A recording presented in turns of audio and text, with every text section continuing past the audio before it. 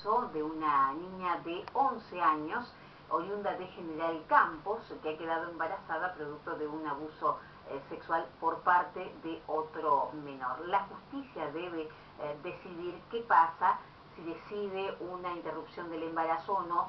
En el primero de los casos, la interrupción a pedido de la familia de esta chiquita de 12 años, que ayer dábamos cuenta, está siendo atendida psicológicamente, está siendo contenida no solo por sus familiares y sus seres más cercanos, sino también a través del Estado y los medios que tiene para ello. Hemos invitado hoy al doctor Pablo Barbiroto, que es defensor de pobres y menores aquí en la ciudad de Paraná, para que charlemos un poco de esto y también de cómo actúa la justicia o cómo debe actuar la justicia cuando se presentan casos de este tipo. Doctor Barbiroto, gracias por estar acá. Por favor, buenas tardes a toda la teleaudiencia. En principio, ¿qué opinión le merece esto que ha ocurrido? Que no será seguramente el primero de los casos, pero que hay un pedido especial de la familia para nada más y nada menos que la justicia decida una interrupción de un embarazo de una chiquita de solo 11 años.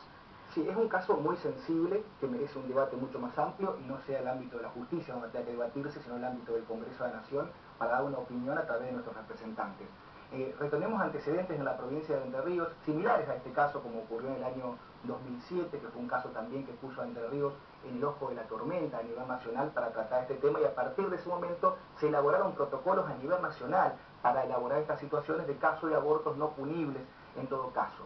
Es muy delgado el hilo en esta cuestión por la interpretación judicial que puede hacerse del artículo 86, inciso primero del Código Penal. ¿Qué dice ese artículo? En primer lugar, tiene dos incisos. Una parte que yo he escuchado en muchos medios de comunicación hace referencia a la posibilidad de no punir el aborto en casos de una violación, pero para el caso de una mujer idiota o demente, lo dice. Me gustaría que usted aclare lo de no punir el aborto para toda la gente. Claro, no punir el aborto significa que no existiría ningún tipo de pena o sanción cuando ese aborto se practique por un médico diplomado, por supuesto, y que se presten todas las garantías de salubridad pública para que se lleve adelante ese aborto, pero en dándose determinadas características. El primer punto es aclarar que la legislación argentina, los compromisos internacionales, protege el derecho a la vida de la persona por nacer desde el momento de la concepción, pero hay que aclarar que el Estado argentino hace reservas. En este caso, la reserva la hace a partir del artículo 86, cuando dice que no va a tener pena la mujer que realice su propio aborto,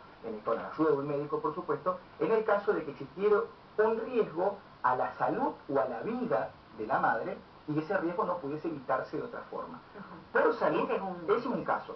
Y el otro inciso dice que cuando existiese una violación o atentado al pudor a una persona idiota o demente, así lo establece el código propio del año 1921, en el momento que se sanciona esa normativa. No una persona discapacitada. Una persona con capacidades diferentes. No cualquier persona por un caso de violación puede estar autorizada a abortar y esto no le trae cargado pena. Necesariamente debemos aclarar entonces, en principio, esta nena no es una chica discapacitada y por otro lado, hasta el momento, al menos lo que conocíamos de las autoridades del Hospital Mas Bernat de Concordia, está en condiciones físicas al menos de continuar con este embarazo. No sería ninguno de los dos casos que están contemplados. En principio no, pero por salud debemos entender en todo caso no un grave daño físico o un peligro de vida, sino habla, como siguiendo la Corte Suprema de Justicia de la Nación, que es el órgano máximo de la justicia a nivel nacional, ha entendido en un fallo Campodónico, en otro fallo más, siguiendo el preámbulo de la Organización Mundial de la Salud, que la salud no es únicamente una enfermedad desde el punto de vista físico, sino hace referencia al bienestar físico, psicológico, psíquico y social. Es decir, que podría darse las consecuencias. Si porque los médicos, es una nena de solo 11 de 11 años. Yo leí los primeros informes que decía que no tenía la estructura ósea, por ejemplo, para poder soportar en la cadera, para poder llevar adelante un parto con final feliz, y que no tenían desarrolladas sus mamas aún para poder aguantar. Después surgieron otras, en los últimos informes que le remitieron al juez, que se pudieron conocer por la opinión pública, hacían referencia como que estaría en un estado físico por lo menos para poder llevar adelante este tipo de intervención. Físico, pero no necesariamente psicológico. Por eso, hay que evaluar el caso concreto, un caso muy delicado, y vamos a encontrar muchísimas opiniones en contra y en favor de cada una de las veredas. Por eso, se merece un debate quizás mucho más consensuado, con respeto, dentro de otros marcos. Déjame aclararte que el código de 1921, un código bastante progresista para esa época, que después se modificó en 1968 e incluyó dentro de los casos de violación a la menor de edad, a la menor, no a la menor de edad, en caso de que quedase embarazada. En este caso, después, posteriormente, cuando se cae el gobierno militar en 1973, se deja sin efecto esta medida y nuevamente vuelve al Código de 1921.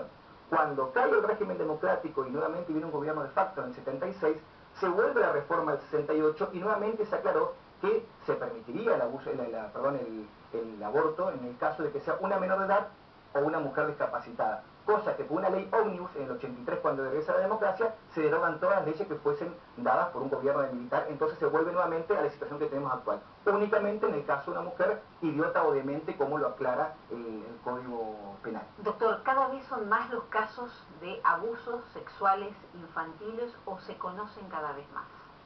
Es difícil de responder. Lo que sí te puedo afirmar es que se conocen cada vez más porque hay más mecanismos para poder informarlo y denunciarlo, cosa que no ocurría antes por miedo, por vergüenza o lo que sea. ¿Se dan normalmente dentro de las familias la mayor cantidad de este tipo de casos o no necesariamente? Mi experiencia en 4 años y medio en función es que la mayoría, podría afirmar que el 90% de los casos, de los que yo manejo, se dan en el seno familiar, es decir, son abusos sexuales intrafamiliares que ocurren en el ámbito familiar o el ámbito familiar más íntimo de tíos, primos o parientes, la mayoría de los casos.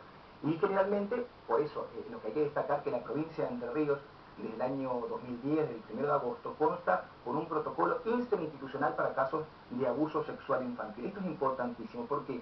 Porque el que sea interinstitucional significa que actuaron en su redacción los distintos organismos del Estado que intervienen ante una situación, yo le llamo ofensa sexual, de un caso de un niño o un adolescente. ¿Qué pasa cuando una persona, un niño, es abusado sexualmente, lo logra contar, lo logra decir, porque lamentablemente el silencio siempre acompaña este tipo de situaciones, ¿no? ¿Qué se hace inmediatamente declarado, publicitado este tema? Bueno, anteriormente al protocolo existente en la provincia, generalmente quien tenía que denunciar en todos los casos era el representante legal o alguna persona del entorno principalmente, o en algún caso donde fuese algún padre o gente del entorno, a cualquier persona que hubiese tomado ese conocimiento. Pero la persona que realizaba la denuncia era siempre un docente o de los hospitales o de distintos centros de salud, de cualquier lugar que tomen conocimiento directo. Principalmente la experiencia es que el chico cuenta primero en la escuela, porque la escuela es su ámbito principalmente de contención primaria, y ahí donde el docente muchas veces denunciaba esto, o no le tomaba la denuncia porque decía que no tenía legitimación, o ocurría que no quería denunciar porque enseguida tenía las represalias por parte de parientes, del supuesto abusador, además del porque barrio. Si tenemos en cuenta, digamos, que precisamente estos casos se dan en el seno intrafamiliar, el chico obviamente es ahí donde no lo cuenta, o donde le es más difícil encontrar a alguien que lo escuche. Entonces, a partir de este protocolo, el docente, el enfermero, el médico que toma conocimiento, se comunica inmediatamente con el defensor. En la ciudad de Paraná somos defensores, la Defensoría 8 que era mía, la Defensoría 9 que era el doctor Mayer, las 24 horas del día. Esto no es cuestión de tiempo dentro del horario de oficina, sino que se llama tribunal y el tribunal se contacta inmediatamente con nosotros y tomamos intervención. Quien realiza la denuncia es el propio defensor, de manera que no quede expuesto a aquella persona que tome conocimiento y de esta forma ir en contra del interés superior del niño por intentar guardar un secreto o evitar represalias, como ocurrió en su momento hace 2 años atrás, que se llamó el caso conocido de la maestra Coraje, que denunció, y hubo una batalla legal diciendo no tenía capacidad para poder denunciar, sufrió amenazas. Muchas veces nos dicen en los centros de salud, en la escuela, si yo denuncio, después el auto me lo rayan, vienen los padres, me agredan. De esta forma se preserva a la persona quien denuncia. Aunque parezca obvio, yo quiero que lo recordemos. Una maestra, un médico, un enfermero, la persona que recibe el relato del menor abusado concurre a la Defensoría de Pobres y Menores y el defensor es el que lleva adelante la denuncia. Dentro del protocolo, esto te lo explico muy rápidamente, hay determinadas pautas. Un protocolo, para que la gente lo entienda, son pasos a seguir. Es el ABC de cómo tenemos que actuar. Intervenimos en todas las instituciones y cada una sabe lo que tiene que hacer basado en un principio de confianza. Cada uno sabe la parte que le corresponde y pasa la posta al otro, y así se hace una cadena y se llega a un resultado buscando el interés superior del chico, que es el norte que nos debe guiar. En este caso, un docente, cuando el chico le va a contar directamente, hace una escucha activa, no le pregunta, no se le repregunta, mismo que la policía. Cuando el chico cuenta la situación, se lo deja hablar, no se le repregunta ni se le pregunta absolutamente nada. Va a hablar por única vez en cámara GESEL y nunca más a lo largo de todo el proceso, porque la declaración es filmada en un soporte técnico, donde es un DVD, que eso después se reproduce en el juicio, porque muchas veces hay que recordar que el proceso penal no solamente es estigmatizante para el imputado, sino para la propia víctima, que muchas veces tiene que declarar constantemente y repetir muchas veces la situación en un proceso que puede llegar hasta 3 años. Debe ser una situación tremenda, se intenta de esta manera entonces preservar al chico abusado. Me parece que también hay que hacer una aclaración, también los chicos nos escuchan y nos ven mucho aquí en el noticiero. No solamente el hecho que tenga un daño sexual implica que no haya sido abusado. Puede haber sido abusado sin tener un daño sexual, por supuesto, ¿verdad? no significa que tenga que haber penetración, la exhibición de pornografía, de que una persona pueda llegar a masturbarse o intentar masturbar a otra persona en presencia del chico. Todos actos corrompen la integridad sexual del chico y su normal desarrollo. No es necesario, vuelvo a repetir, espero que quede claro, que exista una penetración. El solo tocamiento, el solo exhibirse la persona o tocarse delante de un niño es un caso de abuso sexual, ¿no? Por eso, muchas veces se entiende que el abuso sexual es únicamente cuando existe penetración. No es el único caso. Hay un montón y un sinnúmero, y si hay dudas, lo consultamos en Defensoría, que es el lugar donde hay que consultarlo, ya sea el docente, el centro de salud, ante cualquier cosa siempre decimos, y principalmente docente, enfermeros, médicos, cualquier persona es ante la sospecha. No tienen que tener certeza. La justicia se encarga de buscar la certeza o no dentro de un hecho. Mi postura es que al chico siempre hay que creerle y escucharlo, ¿no? Y intentar reutilizarlo lo menos posible. Con referencia a este caso también, el protocolo fue suscrito por el Ministerio de Salud de la provincia y tiene un protocolo importantísimo interno dentro de ellos, donde, porque se busca preservar la prueba también, todos los centros de salud, los hospitales de la provincia, y si no lo tienen, tienen que contactarse inmediatamente con el Ministerio de Salud, a los fines de lograr que se lleve un kit, que se llama así para los casos de abuso sexual infantil, que tiene un sobre de papel manila, una sábana de papel manila donde se desviste al chico y se guarda ese sobre, ese papel dentro de ese sobre para que no se pierdan ningún rastro, ya sea pelos, uñas que pueda llegar a incriminarlo, lo mismo que la ropa del niño o la niña que pudiera haber sido abusado.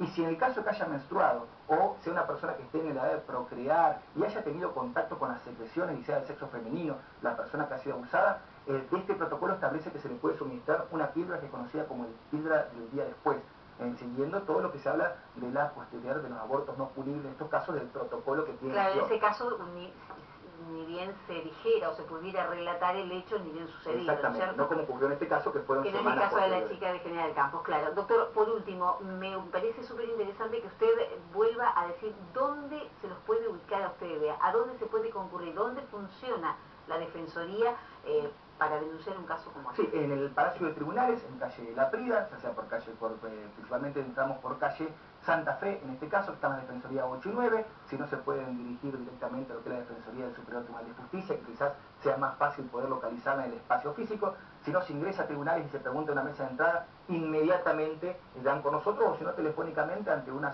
sospecha de abuso, nos informen, nosotros tomamos cartas en el asunto. No en una comisaría, por ejemplo. También se puede hacer una comisaría, pero la comisaría nos informa inmediatamente al defensor de menores. Acá estaríamos como... Se puede informar. Si una persona quiere informarlo ante la fiscalía, directamente ante la policía, lo puede hacer, después la fiscalía y lo que sea la policía nos comunica a nosotros, es decir, puede hacerlo dentro de su barrio, no hay ningún inconveniente. ¿Se actúa rápidamente ante una denuncia? Esa es la idea, actuar con la mayor celeridad posible.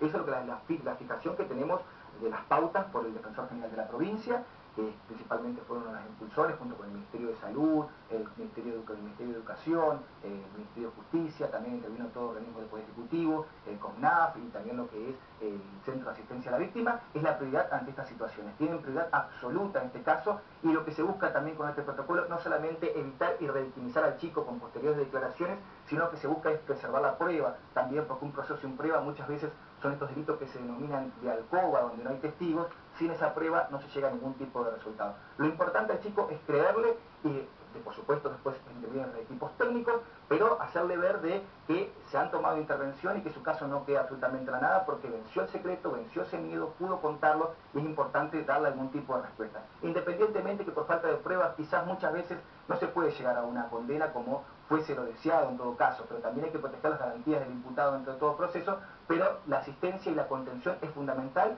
porque son efectos o hechos o sucesos que ocurren en la vida de la persona que es muy difícil en la adolescencia o en la niñez cuando ocurren estos hechos poder superarlos si no hay un tratamiento efectivo al respecto. Seguramente, dejan secuelas para toda la vida. Doctor Barbiroto, muchísimas gracias. Muchas gracias por haber estado acá. El doctor Pablo Barbiroto, defensor de pobres y menores aquí en la ciudad de Paraná. Nosotros seguimos con más información.